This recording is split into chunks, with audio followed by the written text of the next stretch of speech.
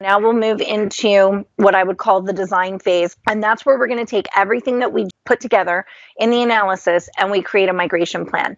Now, in my experience, this is all going to happen at the same time. And so instead of just having the luxury of getting the content, you're also going to have to probably decide what it's going to go to. So over there on the right-hand side, these are the things that I think that you need to pilot or test. I think you need to pilot bringing something in and converting it to a SharePoint list.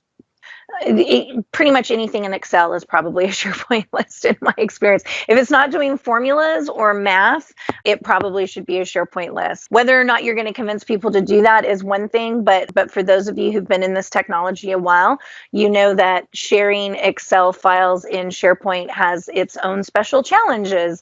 And so anytime that you can convert something to a SharePoint list, clearly I'm always on board with that. So you want to practice moving something to a SharePoint list. You want to practice moving something to Teams. You want to practice moving something to SharePoint, moving something to OneDrive for Business, and then you want to practice archiving something. So again, if you're completely leaving on-prem and you have to move even your archive into the cloud and file shares aren't going to be an option for you, then my suggestion is going to be that on each department site or even in each OneDrive for Business, right? However you decide to do it, have a folder called archive or have a hyperlink.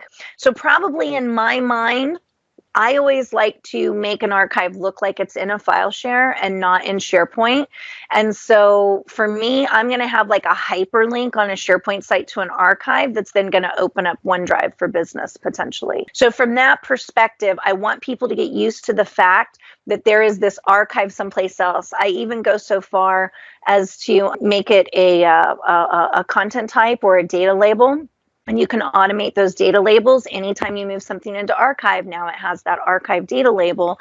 And then when they search for something, it can be a search scope for them, right? Where they're just looking inside of archived files. So I really do think it's important that if you haven't done so already in your organization, use this implementation as a way to get people to archive and get used to this idea that things are going to leave their immediate search scope. It's going to help them find things faster and better. Because the truth is that if they're still referencing things that go back, 10 years, we probably need to have a bigger conversation with them about that, around process improvement and around just a deeper dive into why they're still referencing, documents from 10 years ago. Now, anybody in oil and gas will tell me, because geology doesn't change just because the schematic is 30 years old, and I completely get that. So I'm not trying to say that there aren't scenarios where that's at. I'm just saying make them convince you that there is a scenario.